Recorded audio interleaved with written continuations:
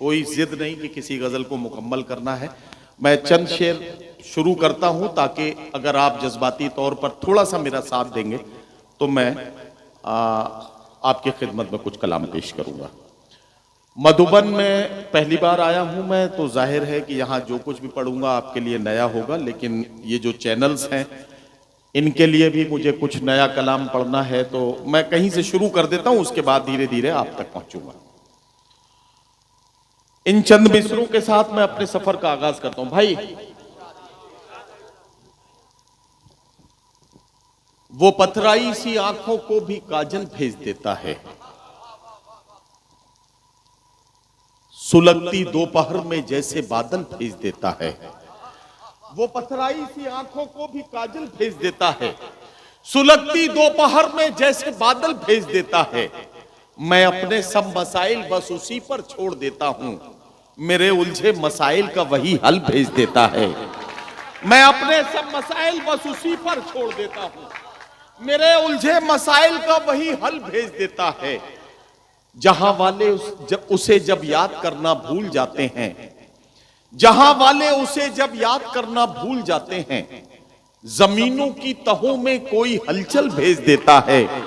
जहां वाले उसे जब याद करना भूल जाते हैं, जमीनों की तहों में कोई हलचल भेज देता है।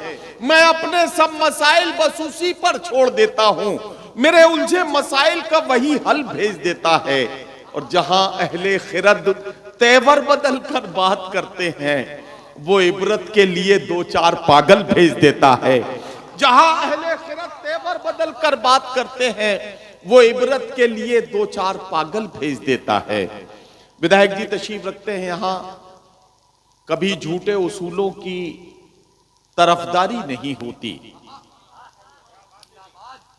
कभी झूठे उसूलों की तरफदारी नहीं होती, किसी के सामने हमसे अदाकारी नहीं होती। अमीरे शहर बिकने पर बहुत मजबूर करता है, मगर खुशबू मेरी गजलों की दरबारी नहीं होती। अमीरे शहर बिकने पर बहुत मजबूर करता है, मगर खुशबू मेरी गजलों की दरबारी नहीं होती। अपूर्व ये शेर सुनना कि सियासत ने दिलों में नफरतों का जहर बोया है, सियासत ने दिलों में नफरतों का जहर बोया है, वगरना गांव में नफरत की बीमारी नहीं होती। सियासत ने दिलों में नफरतों का जहर बोया है, सियासत ने दिलों में नफरतों का जहर बोया है, वगरना गांव में नफरत की बीमारी नहीं होती, वगरना गांव में नफरत की बीमारी नहीं होती। एक गजल अब शुरू कर रहा हूं और आपके करीब पहुंचता हूं कि ये किसके फूल से होठों पर प्यास बैठी है। गजल सुनना कि ये किसके फूल से होठों पर प्यास बैठी है, जो आज नहरे सितमगर उदास बैठी है। निगार खाने में अब हलचलें नहीं होती, सियाह जुल्फों में जब से कपास बैठी है। निगार खाने में अब हलचलें नहीं होती, सियाह जुल्फों में जब से कपास बैठी है। वो लौट आएगा दिल को यकीन नहीं होता, मगर न जाने क्यों पलकों पे आस बैठी है। वो लौट आएगा दिल को यकीन नहीं होता, मगर न जाने क्यों पलकों पे आस बैठी है, मगर न जाने क्यों पलकों पे आस बैठी है। हम ही है मीर के वारिस ये कौन मानेगा, हम ही है मीर के वारिस ये कौन मानेगा। हमारे घर में गजल बेलिबास बैठी है, हम ही है मीर के वारिस ये कौन मानेगा, हम ही है मीर के वारिस ये कौन मानेगा। हमारे घर में गजल बेलिबास बैठी है, हमारे घर में गजल बेलिबास बैठी है। और ये शेर और, हमारे घर में गजल बेलिबास बैठी है, मिटा न दे कहीं शादाबियां गुलाबों की, मिटा न दे कहीं शादाबियां गुलाबों की, जो तेरे लॉन में जहरीली घास बैठी है। मिटा न दे कहीं शादाबियां गुलाबों की, जो तेरे लॉन में जहरीली घास बैठी है, जो तेरे लॉन में जहरीली घास बैठी है। एक मतलब यूं है कि वो शख्स बाअमल था मगर जिद पड़ गया, अपनों से दूर होके मुसीबत में पड़ गया। वो शख्स बाअमल था मगर जिद पाड़ गया, अपनों से दूर होके मुसीबत में पड़ गया और मिट्टी से अपनी जो भी वफाएं न कर सका, मिट्टी से अपनी जो भी वफाएं न कर सका, वो पेड़ आंधियों में जड़ों से उखड़ गया। मिट्टी से अपनी जो भी वफाएं न कर सका, वो पेड़ आंधियों में जड़ों से उखड़ गया। वो पेड़ आंधियों में जड़ों से उखड़ गया। उसने भी सबके साथ मेरी की मुखालिफत, जिसके लिए मैं सारे जमाने से लड़ गया। उसने भी सबके साथ मेरी की मुखालिफत, उसने भी सबके साथ मेरी की मुखालिफत, जिसके लिए मैं सारे जमाने से लड़ गया। और जिस दिन मेरे उरूज की उसने खबर सुनी, उस दिन से उसका ज़हनी तवाजुन बिगड़ गया। जिस दिन मेरे उरूज की उसने खबर सुनी, उस दिन से उसका ज़हनी तवाजुन बिगड़ गया। हरफ आखिर के तौर पर तहत में गजल का एक मतला 2 शेर, और उसके बाद कोशिश करूंगा कि तरन्नुम में एक गजल पढ़ सकूं। कई सारे लोग ओह केतली, अच्छा पहले वो गजल के 3 शेर सुन लो कि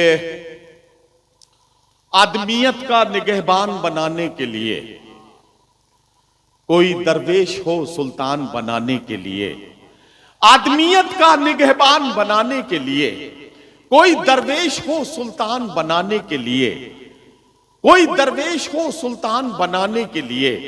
तेरी तस्वीरें लगा रखी हैं दीवारों पर, तेरी तस्वीरें लगा रखी हैं दीवारों पर, मैंने कमरे को परस्तान बनाने के लिए। तेरी तस्वीरें लगा रखी हैं दीवारों पर, मैंने कमरे को परस्तान बनाने के लिए, मैंने कमरे को परस्तान बनाने के लिए। मेरी किस्मत की ये दुनिया मुझे पहचानती है, मेरी किस्मत की ये दुनिया मुझे पहचानती है। लोग मर जाते हैं पहचान बनाने के लिए। मेरी किस्मत की ये दुनिया मुझे पहचानती है, लोग मर जाते हैं पहचान बनाने के लिए।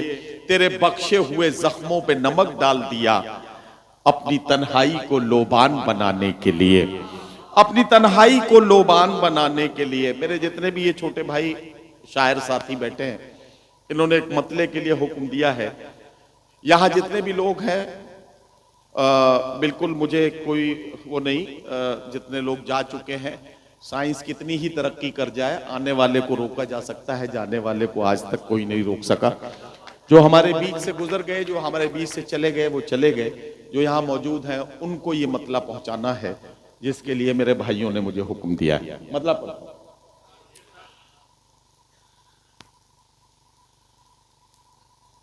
आज फिर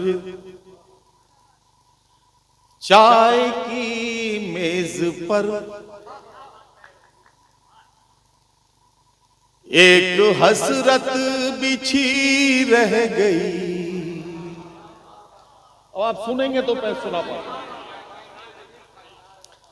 आज फिर चाय की मेज पर एक हसरत बिछी रह गई। आज फिर चाय की मेज पर एक हसरत बिछी रह गई। प्यालियों ने तो लब छू लिए, केतली देखती रह गई। प्यालियों ने तो लब छू लिए, केतली देखती रह गई। आज फिर चाय की मेज पर एक हसरत बिछी रह गई। प्यालियों ने तो लब छू लिए, केतली देखती रह गई। अपूर्व, आज तक मैंने इस गजल के 2 शेर से ज्यादा किसी मुशायरे में नहीं सुनाए, लेकिन अगर इन कैमरे वालों ने ताली बजा दी तो मैं आज पूरी गजल मुकम्मल सुना दूंगा।